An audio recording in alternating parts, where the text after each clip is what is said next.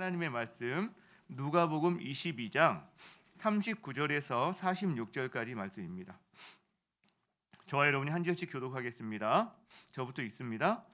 예수께서 나가사 습관을 따라 감람산에 가심에 제자들도 따라갔더니 그곳에 이르러 그들에게 이르시되 유혹에 빠지지 않게 기도하라 하시고 그들을 떠나 돌 던진 만큼 가서 무릎을 꿇고 기도하여 이르시되 아버지여 만일 아버지의 뜻이거든 이 잔을 내게서 옮기시옵소서.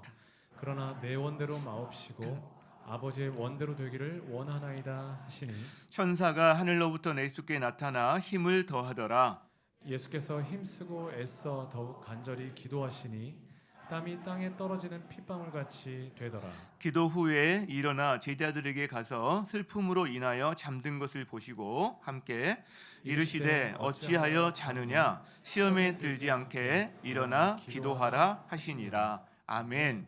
자리에 앉으시겠습니다. 지난 한 달 동안 저희 교회에서는 우리 목자님들이 인도하는 새벽 기도회가 있었습니다. 올해가 이제 세 번째인데 해를 거듭할수록 처음에는 자기 인생을 갈아 넣은 어떤 그런 경험들을 함께 나눴다면 이제 시간이 흐를수록 자기 일상에 있는 이야기들을 이렇게 굉장히 말씀과 연결해서 나누는 그런 과정들을 보면서 참 좋았습니다.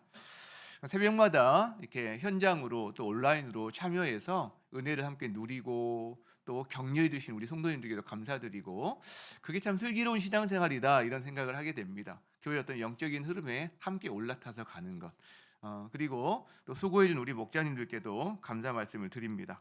어떤 분들은 한 달 전부터 자기가 전할 말씀을 계속 봤다고 그래요. 도대체 몇십 번을 봤겠죠. 그리고 어떤 분들은 또 전날은 잠을 한숨도 자지 못하고 긴장 가운데 뜬 눈으로 세우고 나온 분들도 꽤 많았다고 들었는데 아마 누구보다 힘이 들었지만 그러나 말씀에 그 기쁨도 누린 시간이 아니었을까 그런 생각들을 해보게 됩니다. 저는 이걸 통해서 누린 은혜가 참 우리가 큰데요. 그 중에 하나 특별한 은혜가 있다면 우리 리더들 사이에 더 존중하고 서로를 더 사랑하게 된 것 같아요. 아무래도 이렇게 연륜이나 나이나 신앙의 연륜으로 조금 이렇게 좀 그럴 수 있는데 그 한 사람 한 사람 안에 하나님께서 일하시는 것들을 듣게 되는 거잖아요. 그 사람 안에는 하나님의 형상을 보게 되고 그래서 서로를 더 존귀한 자로 하나님의 형상을 가진 귀한 사람으로 서로 봐주게 된 것 같다. 이게 저한테는 참 큰 은혜고요. 또 개인적으로는 작년에는 제가 여기 없었거든요. 연골 때문에 바깥에 있어서 새벽마다 제가 일어나서 그걸 같이 듣고 그 은혜를 누렸는데 올해는 이제 현장에 나와서 제가 계속 은혜를 누렸는데 그 주신 말씀이 참 주옥 같아요.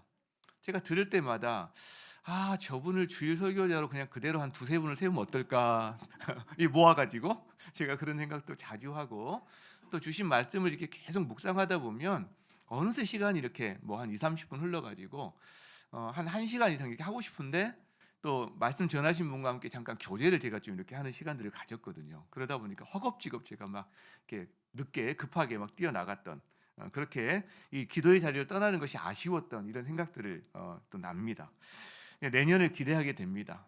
내년에 우리 목자님들 기도가 더 깊어지고 교회의 기도도 깊어지는 그런 귀한 통로가 되기를 바라고 할 수만 있다면 목자님만 하는 게 아니라 목장 단위로 해서 목장에 한 분을 이렇게 믿어줘가지고 함께 말씀을 부탁해 목장에 있는 한 분이 같이 나누고 그렇게 하면 어떨까 이런 생각도 해보는데 여러분 어떠세요? 목자님에게 다 또 이렇게 믿어줄 것 같아서 낭떠러지에서 믿어줄 것 같아서 조금 아마 순리대로 또 시간을 또 봐야 되지 않을까 싶습니다. 같은 맥락에서요. 우리가 2학기 시작하면서 리더 개강 수련회를 했는데 그때 개강 수련회를 하면 저희 이제 목자님들이 나와서 자신의 이야기를 좀 하는 시간이 있습니다. 그때 이제 한 분의 간증이 있었는데 그분이 목자 생활을 하면서 목자가 도대체 뭐 하는 사람이지? 목자란 무엇인가? 이런 질문을 해보았던 이야기를 해주었습니다. 그때 그분이 목자란 뭘까요? 목자란 뭐라고 그랬냐면 자기가 생각하기에 목자란 기도하는 사람이다. 이 고백을 했어요. 우리가 그 말에 굉장한 감동을 저희가 받았습니다. 그리고 약간의 부담과 약간의 찔림도 함께 받았습니다. 그렇죠. 목자는 기도하는 사람이죠. 여러분, 그렇다면 우리 장로님이나 권사님들은요, 목회자들은요, 다 기도하는 사람들이죠. 그죠? 저희 교회는 제자 훈련하면서 이 기도 시간을 자율 체크를 합니다. 근데 그 기준이 하루 30분이에요. 하루 30분. 자, 그래서 기도 생활을 시간으로 획일적으로 판단하기는 좀 어려울 수 있죠, 사실은. 그러나 중요한 척도인 건 분명하거든요. 어떻게 보면 항상 양이 뒷받침이 되어야 질적인 어떤 부분도 기대할 수 있기 때문에 우리가 한번 질문해 봤으면 좋겠어요. 성도 여러분은 하루에 기도 시간이 얼마나 되세요? 속으로 한번 이렇게 해보세요. 특히 훈련받고 또 섬김의 자리에 있는 분들은 여러분의 기도 시간이 얼마나 되시는지, 뭐 저를 포함해서요, 목회자인 저를 포함해서 우리 교육자들도 우리 한번 돌아봤으면 좋겠어요. 목자란 기도하는 사람이다. 이게 우리가 동의가 되는 거잖아요. 다 맞아, 맞아. 근데 목자만 그런 게 아니잖아요. 그리스도인들은 사실 다 기도하는 사람들인 거죠. 기도하는 사람들. 아멘입니까? 네. 근데 기도가 쉽지만은 않죠. 뭐 여러 가지 이유가 있지만 기도는 우리의 본성과는 좀 약간 다른, 전혀 차원이 다른 거. 우리 본성과는 약간 반대거든요, 기도라는 게. 그래서 기도 이야기가 나오면 되게 우리는 도전도 받지만 찔림도 받아요. 사실은. 기도에서 아마 부담을 느끼지 않는 분은 거의 없을 거예요. 신앙생활을 얼마를 했건 간에. 근데 오늘 본문에 나오는 제자들의 모습을 봐도요, 그런 부분이 나옵니다. 예수님이 제자들에게 기도하라, 제발 기도하라 간곡하게 요청하는데 제자들은 번번이 실패하는 모습을 보여줍니다. 안쓰러울 정도로. 그런데 그런 제자들의 모습에서 야, 참 니들 왜 그러니? 이런 마음이 들기보다는 그들 모습에서 저의 모습이 보이고 오늘날 우리가 기도의 능력을 많이, 하나님 주신 기도의 능력들이 있는데 그거를 잘 누리지 못하는 우리의 모습이 겹쳐져 보인다는 거죠. 자, 우리가 기도에 대한 부담이 있는데 그럼에도 불구하고 우리에게 있는 게 있어요. 기도에 대한 열망들이 우리에게 있어요. 왜냐하면 우리는 기도를 통해서 하나님의 능력을 경험해 본 사람들이거든요. 그런 경험이 거의 다 있어요. 저희들이. 개인치 않은 물론 당연히 있지만. 그래서 우리는 기도가 바로 하나님이 역사하시는 방법이라는 것에 대해서는 다 동의를 합니다. 자, 그래서 오늘 예수님의 이 겟세마네 기도를 살펴보면서 저는 그런 생각이 들어요. 예수님의 겟세마네를 뭐 기도를 따라할 수 있다거나 뭐 이렇게, 이건 차원이 다른 거죠. 예수님만이 감당할 수 있는 그런 기도니까. 그러나 적어도 예수님의 겟세마네 기도를 보면서 우리 안에 기도의 불이 좀 붙었으면 좋겠다, 이런 마음이 좀 들어요. 우리 안에.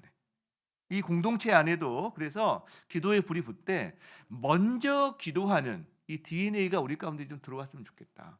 회의하기 전에 먼저 기도하고 어떤 모임을 가졌을 때도 먼저 기도하거나 정 안 되면 항상 마무리는 기도로 마무리하는 이런 DNA가 우리 가운데 들어왔으면 좋겠다. 개인적으로도 성도들의 삶이 굉장히 어려운 시기를 지금 지나가고 있거든요. 그런데 이때에 성도들의 삶에도 먼저 기도하는 삶이 좀 있었으면 좋겠다. 대개 보면 특히 똑똑한 사람일수록 자기를 의지해요. 그리고 인맥이 많은 사람일수록 사람들을 의지하거든요. 자기 의지하고 사람 의지하다가 안 되고 안 되면 그때 간신히 기도하는 경우가 많은데 그렇게 하지 말고, 왜? 자기 의지하고 사람 의지하면 결국 보는 게 낭패를 보는 거거든요, 사실은. 그래서 먼저 하나님을 좀 의지하는, 하나님께 기도하는 이것이 우리의 DNA가 됐으면 좋겠다. 어떤 그런 마음을 갖고 이 본문을 보게 됩니다. 자, 39절에 이렇게 말씀을 하고 있습니다. 같이 한번 읽어볼까요? 시작. 예수께서 나가사 습관을 따라 감람산에 가심에 제자들도 따라갔다, 이런 말을 합니다. 여기 감람산, 감람나무는 올리브 나무를 말하죠. 그러니까 감람산은 올리브산, 어떤 그런 산인데, 그리고 여기를 겟세마네 동산이라고 우리는 또 부릅니다. 이 겟세마네가 히브리어인데 그게 기름 짜는, 올리브 기름 같은 거 기름 짜는 어떤 틀, 도구, 이런 게 겟세마네라는 뜻이 있대요. 그러니까 예루살렘 동편 언덕에 올리브 어떤 그런 심겨진 동네가 있는데 거기에 기름 짜는 틀도 있고 그래서 아마 거기를 겟세마네 동산 혹은 올리브산 뭐 이렇게 불렀던 것 같아요. 그러니까 낮에는 사람이 있을 수 있지만 밤에는 사람이 없는 곳이죠. 그러니까 이 한적한 곳에 예수님이 예루살렘에 가실 때마다 가셨다. 그래서 그거를 습관을 따라라는 표현을 쓰고 있어요. 습관을 따라. 여러분 예수님은요.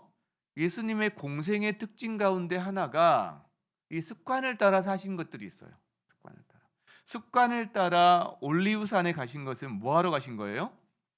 기도하러 가신 거죠. 그러니까 습관을 따라 기도하시는 것이 예수님의 삶에 보여집니다. 예수님이 그렇게 바쁜 사역의 한복판에서도 새벽에 한적한 곳을 찾아가세요. 중요한 결정들, 12제자를 선택할 때는 밤새 기도하세요. 오병이어처럼 엄청난 사역을 하고 사람들이 자기를 추앙할 때 예수님이 무리들을 보내고 홀로 산으로 떠나가세요. 왜? 기도하시러. 예수님의 삶에서 기도는 그냥 일회성이 아니에요. 습관이에요. 습관. 기도의 습관. 그리고 예수님이 어느 장소에 자주 가시는 장소에는 기도의 초소, 골방이 있어요. 있죠. 그러니까 예수님께 있어서 기도는 위급할 때만 찾는 응급실 같은 곳이 아니라는 거죠. 오히려 예수님에는 평상시에 기도하셨는데 아버지와 기도하시면서 교제하시면서 쉼도 얻고 힘도 얻는 예수님에게는 종합 선물 세트 같은 안식처였다라는 걸 우리가 알 수 있습니다. 여러분 우리는 보통 나에게 어려운 일이 생기거나 특별한 일이 생기면 나 그때 기도할 거야 이렇게 생각합니다. 그러나 현실은 그렇지 못한 경우가 많아요. 실제로 어려운 일이 있다고 저절로 기도가 되는 건 아닌 것 같아요. 많은 분들 제가 보잖아요. 그런데 정말 심각한 문제의 한복판을 지나가고 있는데 심지어 사망의 골짜기를 지나가는 순간에 있는데도 불구하고 그분이 당연히 기도하는 것은 별로 못 봐요. 당연히 기도하지 않습니다. 그렇죠? 오히려 기도와 거리가 먼 경우도 의외로 많아요. 그럼 누가 기도하느냐? 고기도 먹어본 사람이 먹는 거예요. 여러분. 평상시 기도하는 사람이 위기의 시대에 기도할 때구나 알아차려요. 그리고 기도의 자리로 나아갑니다. 정신을 바짝 차리고 기도에 집중합니다. 그리고 기도하는 가운데 그 상황에 숨겨져 있는 의미, 그 상황 속에 숨겨져 있는 그 고통이나 아픔 속에 숨겨져 있는 축복 이런 것들을 발견해내고 그걸 누리는 삶을 살아간다는 거죠. 그런 사람이 성경의 대표적인 사람이 누구일까 생각하다가 다니엘이 생각이 나요. 우리가 얼마 전에 예전에 가을 특세 때 다니엘을 한번 다룬 적이 있는데 그 다니엘을 살펴본 후로 제 마음속에 남는 몇 가지 단어들이 더 있거든요. 그 중에 하나가 전에 하던 대로예요. 전에 하던 대로. 다니엘서 6장 10절에 이 말씀이 있는데 우리 같이 한번 봅시다. 같이 한번 읽어봅시다. 시작. 다니엘이 이 조서에 왕의 도장이 찍힌 것을 알고도 자기 집에 돌아가서는 윗방에 올라가. 여러분 여기 상황이 어떤 상황인지 대부분 아시죠? 그러니까 제가 굳이 설명 안 할게요. 지금 왕에게 기도하지 않고 다른 누구에게 기도하면 사자굴에 집어넣기로 한 조서가 발표된 그때란 말이에요. 자, 그 다시 읽습니다. 여기부터 시작. 예루살렘으로 향한 창문을 열고 전에 하던 대로 하루 3번씩 무릎을 꿇고 기도하며 그의 하나님께 감사하였더라. 감사하였더라. 전에 하던 대로예요. 자기가 전에 하던 대로 기도하면 사자굴에 들어갈 걸 뻔히 아는 그 조서가 발표된 걸 알면서도 전에 하던 대로 합니다. 하루 3번씩 무릎을 꿇고 기도해요. 창문을 열고 예루살렘을 향하여 난 창을 열고 기도합니다. 여러분 가을이 참 기도하기 좋은 계절이에요. 우리가 이 다니엘을 한번 묵상해 봤으면 좋겠어요. 다른 말로 하면 좀 질투해 봤으면 좋겠어요. 엉뚱한 거 질투하지 마시고 썩어 없어질 것 많이 가진 사람만 질투하지 마시고 썩어 없어질 명예나 뭐 이런 거 말고 좀 이런 걸 질투해 봤으면 좋겠어요. 저는 이거를 제가 그냥 붙였어요. 거룩한 질투. 이렇게 거룩한 질투. 제가 지난주에 세미나를 좀 다녀왔거든요. 그래서 이렇게 여러 교회 목사님들과 함께 대화하는 시간도 좀 있고 그랬는데 그분들 이야기 하나하나 들으면서 제가 감동도 받고 메모도 하고 그러는데 그 교회에서 정말 좋은 어떤 일이 있으면요, 제 안에 막 질투심이 생겨요. 마구 그래? 우리 성도들은 더 좋은 걸 누리도록 해야 되는데 막 저는 그걸 제가 그래서 이거를 거룩한 질투다 이렇게 제가 명명을 하고 있는 거죠. 거룩한 질투다. 여러분 우리가 질투했으면 좋겠어요. 거룩한 질투. 다니엘을 한번 질투했으면 좋겠어요. 다니엘. 전에 하던 대로 하루 3번씩 무릎을 꿇고 다니엘이 하루 3번씩 기도했다고? 그래. 나는 4번 기도하리라. 뭐 이렇게. 정 힘들면 3번만 하지 뭐 이렇게. 별로 이렇게 와닿지 않은가요?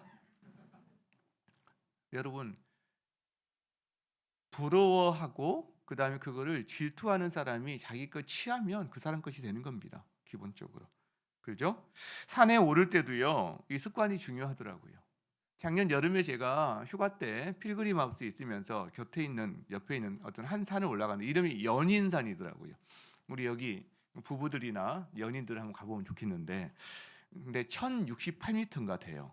그러니까 약간 꽤 높은 산이고 좀 가파라요. 올라가는데 그날 이제 더워서 사람이 몇 명 없었거든요. 그래서 어떤 그 앞서거니 뒤서거니 몇 사람을 만났는데 그들이 거기 경사가 가파른 거 올라가면서 거의 신음하듯이 막 올라가더라고요. 뭐 1부터 2부터는 안 하기로 했는데 합니다. 막 이렇게 막 나무를 붙잡고 막 그런 막 엄청난 호흡을 하면서 쉬고 막 피곤한 기색으로. 그러면 제가 그 곁을 이렇게 유유히 지나가니까 몇 번 보더니 저한테 선생님은 너무 쉽게 올라가는 것 같아요. 그리고 지치지가 않는 것 같아요. 그런 말을 하는 거예요. 속으로는 나도 힘들어. 제가 물론 그랬지만 한편으로 맞다. 저들보다는 내가 좀 편안하게 가는 것 같다 생각을 하면서 왜 그러지? 생각을 해봤어요. 이유가 있는 거예요, 여러분. 제가 여기 옆에 있는 대지산을 자주 오르락내리락 하거든요. 대지산을 맨날 오르락내리락 해요, 쉴 때마다. 그리고 눈이 오거나 비가 오거나 그래서 운동 못할 때는 저희 집 아파트 계단을 오르락내리락 합니다. 20층까지 지하 1층에서 21층 꼭대기까지 올라가서 저쪽 산 전망을 한번 보면서 체조 한번 하고 요거 3번 하거든요. 그러니까 60층 정도를 오르락내리락 하는 거죠. 근데 처음에는 20층 올라가는데 꼭 2번 정도는 쉬어야 올라갈 수 있더라고요. 처음에는 너무 힘들어서. 나중에는 한 번 쉬고 올라가요. 나중에는 그냥 올라가요. 20층은 그냥 올라가. 시간도 굉장히 단축되고. 그러니까 그런 것이 있으니까 그 가파른 데를 올라갈 때 제가 그렇게 저도 힘들긴 하지만 그렇게 막 아까 그분들처럼 막 나무를 붙잡고 막 거의 뭐 절규를 하듯이 쉬는 이런 장면은 별로 안 하다는 거죠. 여러분 운동 습관이 도움이 된 겁니다. 운동 습관이 중요한 거죠. 기도도 습관이 중요해요. 평상시 기도하는 사람이 위기 시에도 기도합니다. 그리고 기도의 능력을 경험하는 거죠. 그러니까 평소 기도의 골방이 없다, 기도의 습관이 없다, 위기 때요 굉장히 당황할 수 있습니다. 사실은 여러분은 기도의 습관이 있습니까? 기도의 골방이 있습니까? 있다면 행복한 사람이에요. 있다면. 만약에 부족함을 느낀다면 여러분 거룩한 질투심을 가지고 시작하세요. 시작하면 여러분께 된다고 생각합니다. 자, 그리고 40절에 이어서 이런 말씀이 나옵니다. 이제 그곳에 그들이 이르러요. 겟세마네 동산에. 근데 그곳에서 예수님이 제자들에게 하시는 말씀이 있어요. 기도하라 라는 말씀입니다. 기도하라. 왜냐하면 유혹에 빠지지 않도록. 이 말씀을 하세요. 자, 병행 본문인 마가복음이나 마태복음에 보면 이 내용이 좀 더 자세하게 기록되어 있습니다. 자, 마가복음 14장에서는 이렇게 기록되어 있어요. 자, 그들이 이제 겟세마네라 같은 장소죠. 이르렀어요. 예수께서 제자들에게 말씀하세요. 내가 기도할 동안에 너희는 여기 앉아 있으라. 그다음 이어서. 그리고 베드로와 야고보와 요한을 데리고 가셔서 너희는 세 사람에게는 너희는 여기 머물러 깨어 있으라 이렇게 말씀하세요. 자, 무슨 장면이냐면 좀 자세하게 설명한 건데 유다를 제외한 11명의 제자들 가운데 일정한 감람산에 가서 8명에게는 너희는 여기 앉아 있어라 이야기를 해요. 그 3명을 데리고 더 깊은 곳에 들어가세요. 베드로와 야고보와 요한을 데리고 그들에게는 다른 주문을 하세요. 너희는 깨어 있어라 라고 주문을 하세요. 그리고 예수님은 더 들어가서 기도하세요. 8, 3, 1 이 구조가 되는 거죠. 여러분, 왜 예수님이 8명을 입구 쪽에 두고 3명을 따로 데리고 가셨을까? 우리가 여러 가지 이야기를 할 수 있지만 기본적으로 이 3명은요, 변화산에 가실 때에도 이 3명만 데리고 갔어요. 변화산에서 예수님이 모습이 변화될 때도 그때 그 광경을 목격했던 사람은 베드로와 야고보와 요한입니다. 그러니까 8명에게는 너희는 여기 앉아 있어 라고 이야기하고 있고 3명에게는 깨어 있어. 깨어 있어라는 말이 기도하라는 말이거든요. 기도하고 있어 라고 다른 요청을 하는데 예수님은 지금 굉장히 고통스러운 상황입니다. 힘든 상황이에요. 그죠? 그러니까 이 3명은요, 마음이나 고통을 나눌 수 있는 사람에 속합니다. 우리가 예수님 평상시 따라다녔던 사람은 수천 명, 수만 명이에요. 그런데 예수님과 근거리에서 계속 삶을 나눴던 사람들은 이 12명이었는데 그 중에서도 3명은 예수님이 더 자신의 마음과 고통까지도 나눌 수 있는 사람이었다는 거죠. 소수입니다. 자기 마음과 고통을 나눌 수 있는 사람은 기본적으로 이 자기 안에 관계의 동심원이 있는 거예요. 기본적으로 이게 건강한 거고요. 그렇죠? 여러분, 그렇다면 그런 생각을 해보게 돼요. 우리도 예수님처럼 우리가 어려울 때, 힘들 때, 고통스러울 때 내 옆에서 깨어 기도해 주렴, 기도해 주기를 원해 라고 말할 수 있는 사람이 있는가? 내가 힘든 싸움을 하고 있을 때 고통과 그 마음을, 힘든 마음을 나눌 수 있는 사람이 있는가? 이런 생각을 해보게 됩니다. 그렇게 해서 이 3사람만, 8사람을 남겨두고 3사람만 데리고 떠날 때 예수님이 이 3사람에게 하시는 말씀이 있어요. 33절에 이렇게 말씀하십니다. 이제 베드로와 야고보와 요한을 데리고 가신단 말이에요. 3사람만 데리고 가면서 심히 놀라시며 슬퍼하세요. 매우 매우 놀라시며 그 다음에 괴로워하기 시작했다. 그렇게 표현해요. 예수님의 상태를 표현하는 거죠. 그리고 아울러서 그 3사람에게 말씀하시는 내용이 있어요. 내 마음이 심히 고민하여 죽게 되었다. 다른 말로 하면 저기서 마음은 영혼이거든요. 내 영혼이 너무너무 괴로워서 죽을 지경이다 라고 3사람에게는 말씀하세요. 앞의 말은 예수님의 상태를 표현한 말일 거고 이 말은 예수님의 언어적인 표현인 거죠. 그러면서 기도 요청을 하시는 거예요. 기도 요청을. 여러분, 예수님이 이런 표현을 한 적이 있던가요? 제가 적어도 알고 있기는 없어요. 이 장면 말고는 예수님이 이런 감정을 표현해 보신 적이 없어요. 내가 마음이 괴로워서 죽을 지경이다. 누구에게 하시냐면 이 3사람에게는 하신 거예요. 감정을 주고받을 수 있는 3사람인 거죠. 감정을 주고받을 수 있는, 마음을 나눌 수 있는 그런 가까이 있는 소수의 사람인 거죠. 그들에게는요, 자기 전부를 노출하십니다. 자기 전부를. 자기 고통을 다 나누십니다. 누가복음에서는 이 부분을 이렇게 표현해요.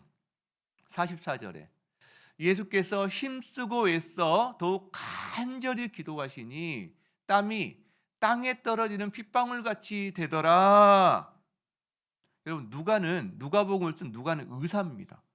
의사는 예수님의 상태를 아까 표현했던 마태복음, 마가복음처럼 표현하지 않고 의학적인 표현 한마디로 정리하는 거예요.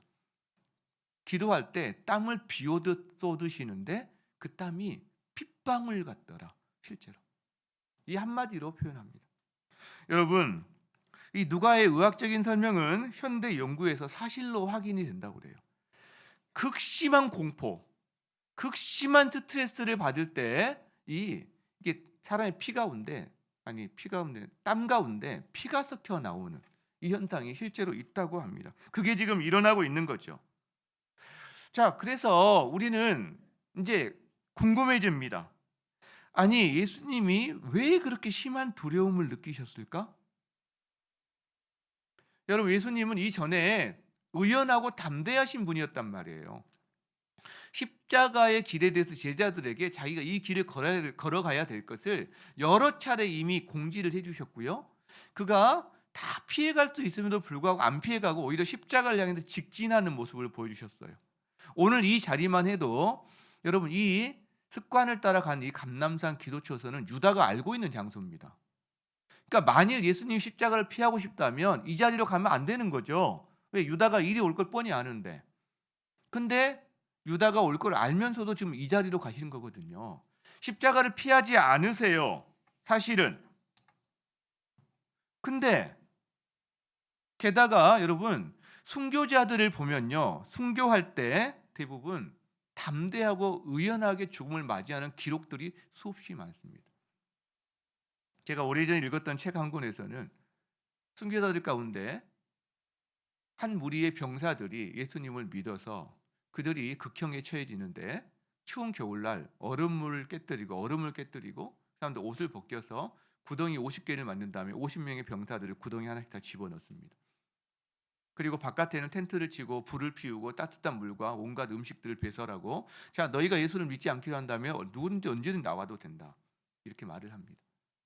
자, 이들이 50명의 병사들이 강물 속에서 얼어 죽어가는 거거든요, 겨울철에. 그러면 서로를 격려합니다. 우리에게는 영원한 영광이 기다리고 있다. 그러면서 이들이 다 그 자리에서 한 사람도 배반하지 않기를 결의를 합니다. 그런데 한 사람이 그 고통을 못 이기고 나옵니다. 그 따뜻한 물속에 몸을 담그면서 음식을 먹고, 근데 그거를 그 곁에서 무기를 들고 지켜보던 한 병사의 눈에 영안이 열리면서 지금 죽어가는 그 사람들이 하나님 나라에서 주님의 영접을 받고 얼마나 영광 가운데 거하게 되는지를 영의 눈을 통해 보게 됩니다. 이 사람이 자기 옷을 벗고 무기를 내려놓고 한 사람 비었던 자리에 들어갑니다. 자기가 순교의 자리에. 여러분, 이런 기록들이 수도 없이 전해져 옵니다. 여러분, 어찌 죽음이 안 두렵겠어요, 인간이. 그러나 순교할 때 주님 주신 어떤 힘이 있는 거죠. 담대함이 있는 거죠. 나를 기다리는 주님을 바라보고. 근데 예수님은 예수 믿는 순교자들도 이렇게 담대하게 걸어가는 그 길인데 예수님은 지금요 벌벌벌 떨고 있는 것 어떻게 보면 이해가 안 되는 거죠. 왜 그럴까요? 왜? 순교자들도 그러한데 예수님은 왜 그리 공포에 떨으셨을까요? 진노 때문입니다. 하나님의 저주 때문입니다. 예수님의 어깨에는 온 인류의 죄가 지금 다 짊어져 있고요. 이 죄로 말미암는 하나님의 진노가 있고요. 이 진노 때문에 생기는 하나님과의 단절이 있습니다. 신용만 하는 게 아니에요. 너 조금만 참아. 그게 아니라 실제적인 단절이 일어나는 거예요. 하나님과의 단절. 이게 공포인 거예요. 이게 두려움인 거예요. 왜? 예수님은 성부, 성자, 성령 이 삼위 하나님 안에서 온전한 연합과 친밀함을 완전히 누리셨던 분인데 이 완전한 단절, 버림받는 것이 무엇인지에 대해서 알긴 아는 거예요. 이 버림받는 게 이 영원한 지옥의 형벌의 고통이 무엇인지를 아시는 거예요. 우리가 연애할 때 어떤 사람을 진짜 사랑했는데 이별하고 나면 그 고통이 더 심하잖아요, 사실은. 이게 마찬가지인 거죠. 여러분, 그런데 이 공포, 이 단절에 대한 공포, 그리고 이 단절은 누구 때문입니까? 이 진노, 이 저주의 잔, 심판의 잔은 누구 때문입니까? 예수님 때문인가요? 아닌 거죠. 바로 나 때문인 거예요. 바로 우리 때문인 거예요. 처절한 겟세마네 동산에서의 기도는 바로 내 죄를 사시기 위한 처절한 공포와의 투쟁이고 몸부림이라는 거죠. 이게. 그래서 예수님의 고통은 내가 지옥에서 영원히 받아야 될 고통입니다. 예수님의 공포는 내가 평생 짊어지고 영원히 짊어졌어야 될 그 공포인 거예요, 지금. 다시 한번 우리가 물어봅시다. 누가 그래 예수님을 그렇게 만든 거죠? 바로 우리가요. 우리의 죄가요. 그렇게 만든 거라는 거죠. 그렇게 그 자리에 나가시면서 그래서 예수님이 제자들에게 기도하라 말씀하세요. 기도하라 요청하십니다. 그들 자신을 위해서도. 근데 일관성이 있어요. 끝까지 좁니다. 졸아요. 예수님이 두 번이나 기도하다가 세 번 기도하시면서 중간에 두 번을 찾아오시거든요. 한 번 기도하시고 찾아오시고 두 번째 기도. 근데 계속 졸고 있어요. 예수님이 말씀하시는 거죠. 어찌하여 자느냐? 한 시간도 깨어 있을 수 없더냐? 어찌하여 자느냐? 한 시간도 깨어 있을 수 없더냐? 여러분, 그게 우리에게 들리는 말씀이었으면 좋겠어요. 나에게 들리는 말씀. 예수님의 정말 처절한 외로움이 저는 느껴져요. 어찌하여 자느냐? 1시간 더 깨어 있을 수 없더냐? 고통을 좀 나누기를 원하는데 나눌 수 있는 고통이 아닌 거죠. 이것이. 여러분 근데 궁금해집니다. 제자들은 왜 졸았을까? 예수님이 지금 엄청나게 중요한 것이라는 시점이라는 거 계속 말씀해 주시고 막 이렇게 간곡하게 부탁했는데 왜 이렇게 졸았을까? 제자들이 조는 것이 이해가 안 되는 건 아닙니다. 지금 이 시간 이미 자정을 훨씬 넘긴 시간이거든요. 저희 시골은 저녁에 밥 먹으면 불이 다 꺼집니다. 다 일찍 자요. 이때 당시 사람들은 아마 그렇게 밤문 앞 우리가 지금 뭐 거의 자정까지나 있지 깨어 있는 시간이 아니기 때문에 당연히 아마 힘들고 피곤하고 아마 이게 있을 겁니다. 이해가 돼요. 그럼에도 불구하고 이들은 지금 그러면 안 되는 상황인데 예수님의 간곡한 부탁도 있는데 존단 말이에요. 절박함이 없어서 그래요. 앞으로 어떤 일이 일어날지를 전혀 모르는 거예요. 모르니까 절박함이 없고 그래서 조는 거죠. 여러분 근데 그게 그들만의 문제가 아니라 우리 역시 그럴 수 있다는 거예요. 우리 앞에 펼쳐진 상황들이 영적으로 볼 때 너무나 큰 위기 상황일 수도 있는데 물론 우리 앞에 안 보이죠. 근데 그걸 감지하지 못하고 절박함을 못 느낄 때 우리는 영적으로 꾸벅꾸벅 졸게 되는 거죠. 여러분 평소 기도가 부족하면 영의 눈은 더 어두워집니다. 그 위기 감지를 못합니다. 그러니까 준비가 안 됩니다. 기도가 안 돼요. 그러니까 막상 어려움이 닥치면 그 시간을 힘듦으로 견뎌내야 되는 일이 벌어지는 거예요. 그러니까 우리한테 있는 여러 가지 인생의 힘듦은요. 어떻게 보면 기도를 안 하기 때문에 생기는 그런 부분일 수도 있어요. 어떤 부분들은. 영적인 위기 앞에서 베드로와 그들에게 필요한 건 검이 아니었어요. 호언장담이 아니었어요. 깨어있는 기도였습니다. 깨어있는 기도. 근데 절박함이 없으니까 실패하는 거죠.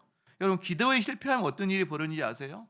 다음 시간에 좀 더 다루겠지만 기도에 실패하면 세상적인 무기나 자기의 혈기로 그 모든 것을 커버하려고 합니다. 근데 안 되는 거죠. 왜? 영은 영으로 대처해야 되는 거거든요. 육으로 못 이기는 거죠. 기도 요청을 하신 예수님이 자신도 기도하러 가세요. 41절에 보면 그들을 떠나 그 세 사람을 떠나 돌 던질 만큼 가서 돌이 어느 정도 날아갔지만 한 20m든 뭐 한 3, 40m 이렇게 갔겠죠. 더 나아가셔서 무릎을 꿇고 기도하세요. 무릎을 꿇고 기도하세요. 마가복음에서는 얼굴을 땅에 대고 기도했다라고 이 두 개를 합쳐 보면 무릎을 꿇고 얼굴이 거의 땅에 닿아 있는 그런 어떤 상태에서 기도하신 걸 알 수가 있어요. 그런데 유대인들의 기도 습관은 보통 서서 손을 하늘을 향하여 들고 기도하는 이게 우리가 바리새인과 세리의 기도에서 알잖아요. 이렇게 기도합니다. 그러니까 예수님의 이 기도는 평상시 기도와 다른 어떤 자세인 것을 알 수가 있어요. 여러분 기도의 자세는 성경에서 기록을 안 합니다. 어떻게 기도해야 된다라는 말이 없습니다. 우리 마음의 자세가 기도의 자세를 표현하는 거죠. 어떤 사람은 서서 할 수 있고요. 우리 앉아서 하기도 하고요. 밑에 내려와서 무릎 꿇고 기도하기도 하고요. 엎드려 기도하기도 하고요. 다양하게 우리가 기도할 수 있습니다. 그렇죠? 또 기도의 방식도 다양합니다.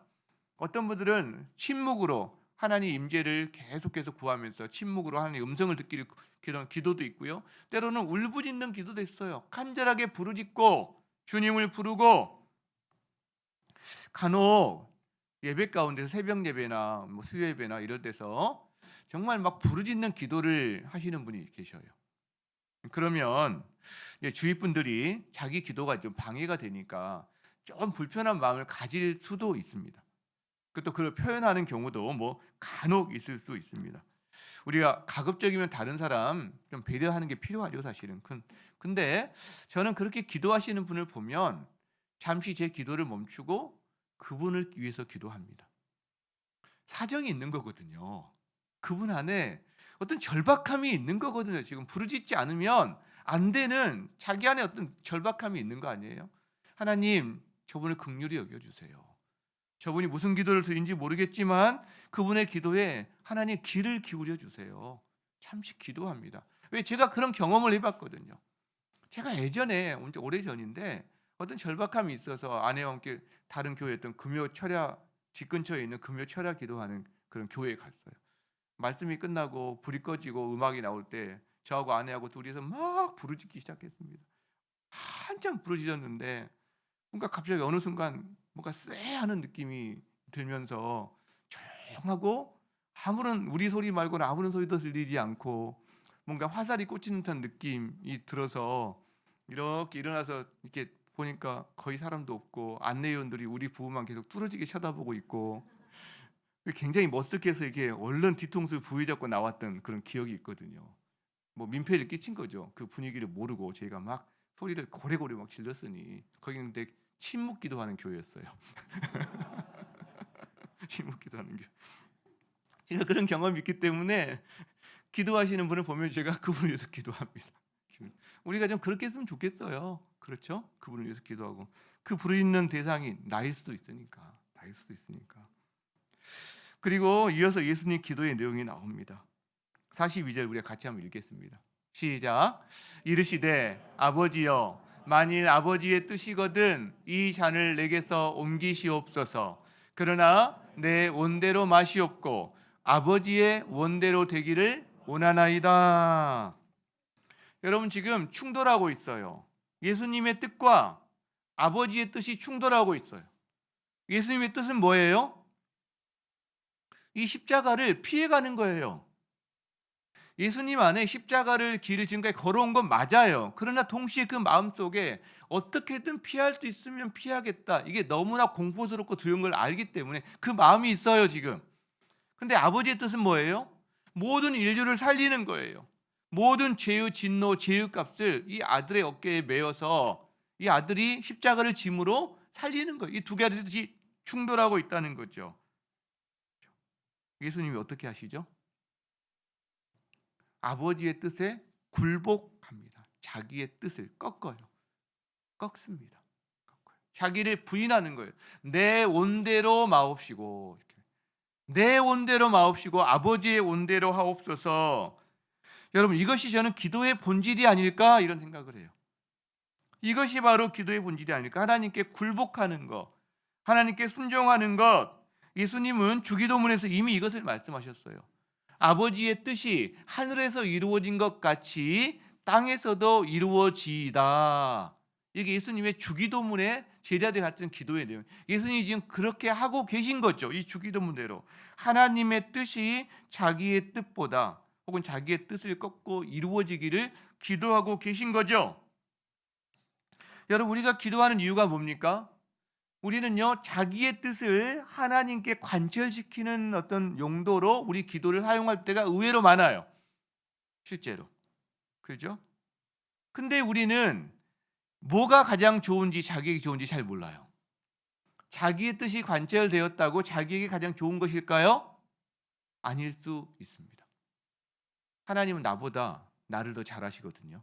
그러니까 저는 확신해요. 적어도 내 뜻이 관철되는 것보다 하나님의 뜻이 나를 향한 뜻이 관철되는 게 나에게는 더 좋은 거다. 저는 이렇게 확신합니다. 그게 최선이다라고 생각합니다. 여러분 그런데 그걸 알면서도 자기를 부인하는 기도는 참 힘들어요.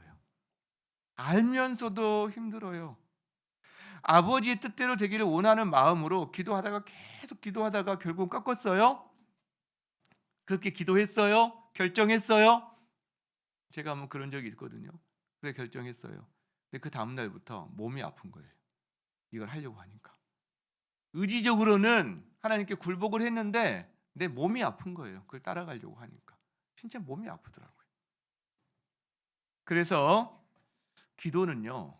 자기 부인의 치열한 전쟁터이기도 합니다. 기도는 하나님과 교제하고 그분의 안식과 쉼을 누리는 장소이기도 하지만 또 한편 자기 부인과 관련해서는 치열한 전쟁터다. 여러분 그래서 기도 없이 자기 부인은 거의 불가능합니다. 각오, 결단 얼마 못 갑니다. 기도 없이 거의 불가능합니다. 결국 예수님의 겟세마네 기도는요. 자기 부인의 과정을 보여줘요. 왜? 예수님이 오늘 이 누가복음 본문에 나와 있지 않지만 마태복음 본문에 보면 예수님의 3번 기도하는 기도의 내용이 미묘하게 바뀌고 있다는 것을 우리에게 알려줍니다. 자, 마태복음 26장에 나오는데 39절에 첫 번째 예수님의 기도가 나옵니다. 겟세마네 첫 번째 기도인데, 내 아버지여, 만일 할만하시거든 이 잔을 내게서 지나가게 하옵소서라고 기도하십니다. 그리고 두 번째 기도가 나옵니다. 42절에 두 번째 나아가 이르시되, 내 아버지여, 만일 내가 마시지 않고는 이 잔이 내게서 지나갈 수 없거든 그냥 아버지의 원대로 되기를 원합니다. 여러분, 같은 내용이기도 해요. 그러나 미묘한 변화가 있어요. 이게 방점이, 이 시험이, 이 십자가가 내게서 지나갈 수만 있다면 지나가게 해주세요 라고 하는 게 첫 번째 기도라면, 두 번째는 이거를 좀 더 받아들이고 있는 예수님의 이 기도의 모습을 보게 됩니다. 여러분, 이것이 기도의 능력입니다. 기도를 하잖아요. 내 뜻을 관철시키는 게 아니라 하나님의 뜻에 내가 더 한 걸음 가까이 가게 됩니다. 기도하면 또 한 걸음 더 가까이 되게 돼요. 한 걸음 한 걸음. 예수님도 지금 그 과정을 우리에게 보여주고 계신다는 거죠. 이게 바로 기도의 능력입니다. 그래서 우리에게 꾸준한 기도, 지속적인 기도, 그냥 단 한 번 기도가 아니라 또 어떻게 보면 굉장히 좀 깊이 있는 오랜 시간의 기도가 필요한 이유가 여기에 있는 거죠. 그런 의미에서 우리는 우리의 기도를 좀 돌아보았으면 좋겠습니다. 예수님의 겟세마네 기도는 인류 역사 현장에서 가장 중요한 기도의 현장이거든요. 사실 거기서 우리의 구원이 결정되었어요. 실제로 십자가와 부활로 결정된 건 맞지만 이 기도의 현장이 1차 싸움터고 여기서 이미 결정이 된 겁니다. 사실은 승패는 이미 결정이 된 거죠. 그래서 우리는 흑암에서 빛으로, 죽음에서 생명으로 옮겨지게 된 결정적인 바로 그 자리가 이 겟세마네 기도의 자리인데, 근데 예수님이 자기의 뜻을 고집하지 않고 하나님의 뜻에 자기의 뜻을 꺾었기 때문에 가능해진 거죠. 자기 부인의 기도가 있었기 때문에 가능해진 거죠. 그렇다면 여러분, 우리도 한 가지 알게 됩니다. 예수님의 겟세마네 기도가 우리가 예수님의 겟세마네 기도를 대신할 수는 없어요. 예수님만 할 수 있는 기도지만, 그러나 우리도 한 가지 교훈이나 알게 되는 건 있는 거죠. 만일 저와 여러분의 삶에서 우리가 자신의 뜻을 꺾고 자기를 부인하며 하나님의 뜻을 우리 삶 가운데 가져오는 예수님의 겟세마네와 같은 그런 과정의 기도가 우리 삶 가운데 나타난다면, 그걸 통해서 우리도 생명의 역사를 보게 되리라는 거죠. 하나님의 능력과 일하심을 우리 삶 속에서 우리가 보게 되리라는 거죠. 여러분, 예수님을 따르는 사람이에요. 그리스도인은. 예수님을 따를 때 무엇을 따릅니까? 형통만 따릅니까? 우리가 산업화 시절에는 예수 믿으면 복 받아요, 건강해져요, 잘 살게 돼요, 반쪽짜리 복음이죠. 그것만 아니죠. 그것도 있죠. 그러나 그것만은 아니죠. 왜? 예수님을 따르는 사람들은 예수님의 십자가를 따르는 사람들이거든요. 그 십자가 길에 고통도 있어요. 그런데 풍성함이 있죠. 아픔이 있어요. 그러나 기쁨과 환희가 있죠. 같이 있는 거죠. 같이 있는 거죠. 그래서 십자가의 길을 따라가는 건데 자기 힘으로 따라갈 수 있습니까? 없죠. 예수님과 3년이나 동행했던 베드로와 야고보와 요한, 모든 제자들도 다 이렇게 뿔뿔이 흩어지고 실패하는데 우리가 가능합니까? 안 되죠. 어떻게 가능합니까? 그래서 기도가 필요하죠. 기도를 안 한다? 기도가 없다? 그 삶에? 그렇다면 이 부분에서 위기를 만나거나 멀어질 가능성이 있다라는 거죠.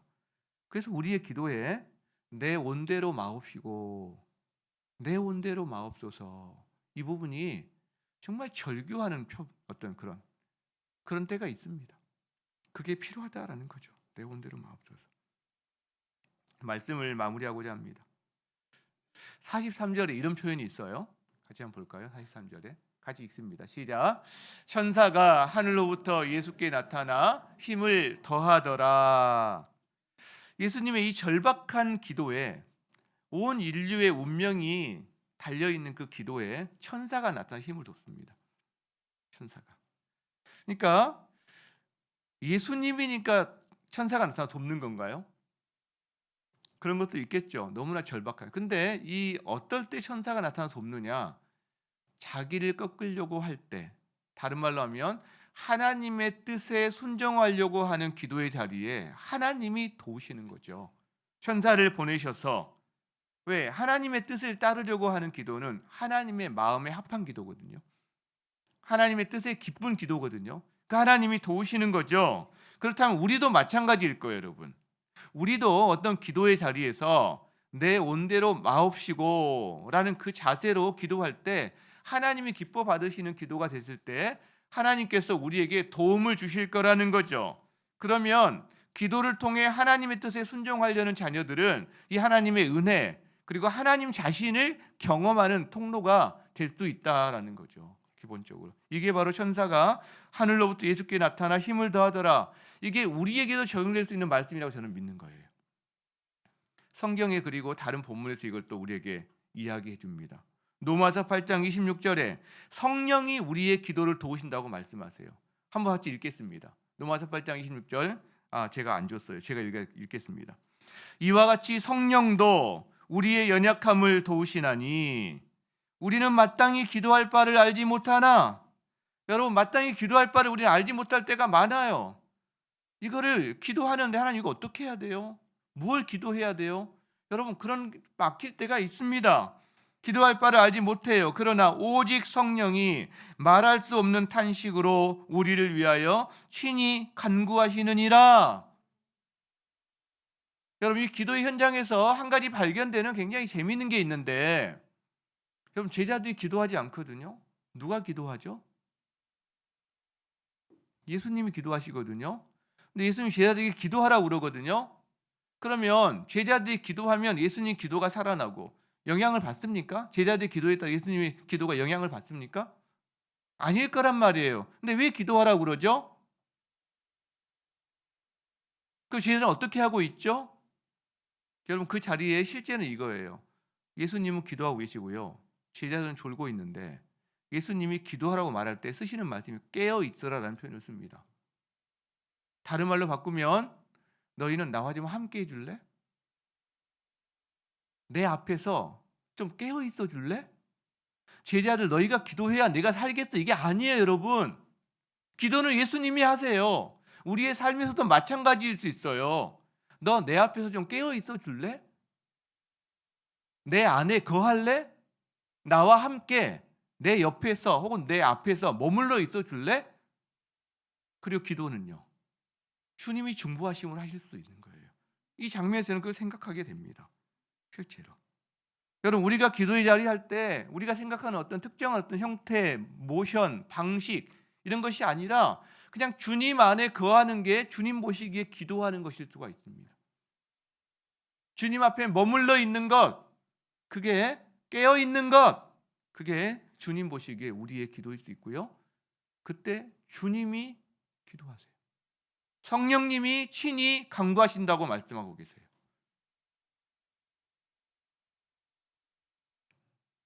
엊그제 우리 가을 나들이 가평의 자라섬, 정말 꽃이 너무 좋더라고요. 날씨도 너무 좋고 마음이 남아 있습니다. 그리고 필그림 하우스 또 철로 역정 하면서 참 여러 가지 이제 은혜를 제가 참 많이 경험했는데, 근데 그 가을이 이게 제 마음속으로 들어왔어요. 가을 한번 다녀오니까. 그리고 이제 엊그제 제가 10월의 어느 멋진 날에라는 노래를 계속 듣기 시작했어요. 10월의 어느 멋진 날에. 가사가 너무 좋은 거예요. 가사가 너무 좋아서 리더반에 제가 이렇게 공유도 했는데, 뭐 영상도 제대로 안 보고 그냥 가사가 좋아서 듣다가 공유했는데, 근데 그 가사 내용에 너에다가 예수님을 넣으면 딱 맞는 거예요. 제가 보니까 그 가사에 너에 그리고 예수님을 생각하고 제가 사랑하는 사람들 그리고 우리 성도들을 생각하면서 계속 들으면서 부르고 그랬거든요. 제가 가사를 조금만 읽어드리면 이런 게 있어요. 매일 너를 보고 너의 손을, 이거 부를 때 좀 좋은데 이게 참, 매일 너를 안 돼요. 이게 김동규 시절 한번 하면 정말 좋겠는데, 이게 다음 시간에 누구 옆에 세워서 좀 부르면 어떨까 생각하는. 매일 너를 보고 너의 손을 잡고 내 곁에 있는 너를 확인해. 창밖에 앉은 바람 한 점에도 사랑은 가득한 걸. 얼마나 이게 사랑의 감정으로 충만했는지 우리 알 수 있는데, 널 만난 세상 더는 소원 없어. 바램은 죄가 될 테니까. 여러분, 예수님을 보고 예수님의 손을 잡고 예수님이 내 곁에 있는 것을 확인할 때 내 곁에 있는 바람 부는 한 점에도요 사랑이 충만한 것이 살 것 같아요. 그리고요 예수님을 만난 세상 저는 더 소원이 없어요. 제가 누구를 더 바라겠어요. 그죠? 바라는 건 죄가 되는 거죠. 진짜 예수님보다 더 바라는 건 죄가 되는 거죠. 어떻게 이렇게 성경적인 가사를 썼는지. 그죠? 살아가는 이유, 꿈을 꾸는 이유 여러분 무엇입니까? 모두가 너라는 걸 네가 있는 세상 살아가는 동안 더 좋은 것은 없을 거야. 예수님을 넣으니까 이 가사가 정확하게 일치하더라고요. 사랑하는 사람을 넣으니까 정확하게 일치하더라고요. 여러분 저는 예수님이 이 고백을 받으시기에 합당하신 분이라고 저는 믿습니다. 우리가 10월의 어느 멋진 날을 부르면서 연인들이 이걸 생각하면서 부르겠지만 우리 참 이걸 불러도 된다고 생각하는데 정말 예수님은 여기에 나온 모든 것을 받으시기에 조금도 부족함이 없는 분이시다. 왜?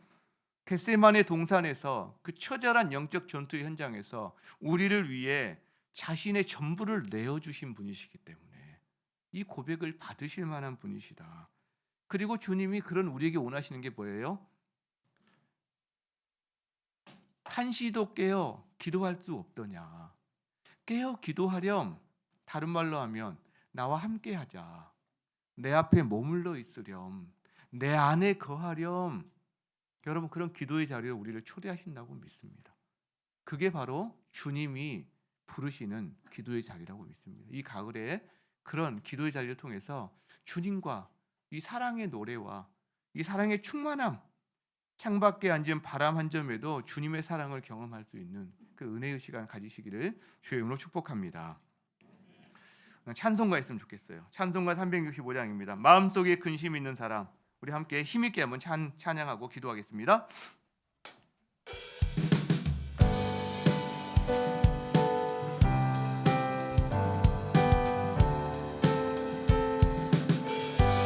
마음속에 근심 있는 사람, 주 예수 앞에 다 아뢰어라. 슬픈 마음 있을 때에도 주 예수께 아뢰라. 주 예수 앞에 다 아뢰어라. 주 우리의 친구니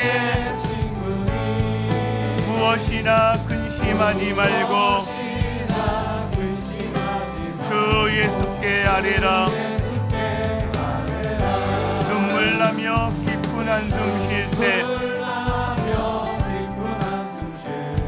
주 예수 앞에 은밀한 죄 내게 있더라도 주 예수께 아뢰라. 주 예수 앞에 다 아뢰어라. 무엇이나 근심하지 말고 주 예수께 아뢰라. 괴로움과 두려움 있을 때에 주 예수 앞에 다 아뢰어라.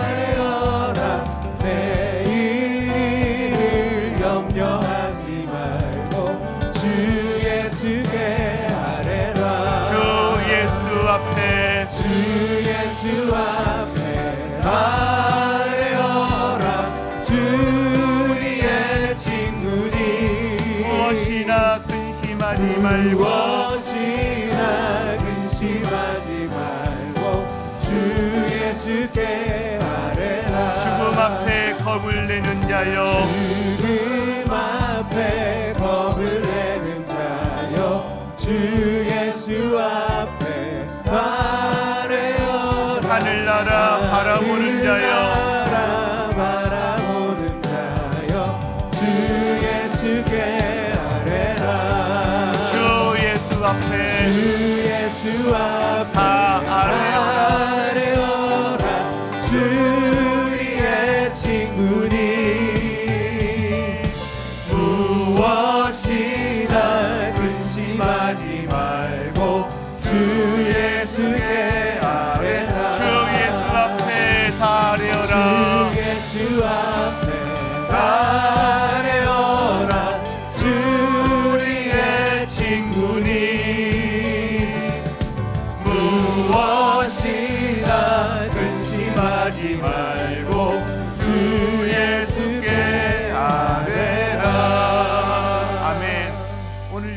말씀을 마음에 가지고 하나님 앞에 기도드리러 나가겠습니다. 주여 외치고 기도합니다. 주여, 주님 감사합니다. 주님을 찬양합니다. 겟세마네 기도에서 아버지 우리를 위하여 자신의 모든 것을 꺾고 하나님의 뜻에 순종하신 내 원대로 마옵시고 아버지의 원대로 하옵소서. 이 예수님의 기도로 말미암아 오늘 우리가 이 자리에 있음을 고백합니다. 주님, 하나님 우리도 하나님 기도에 불이 붙기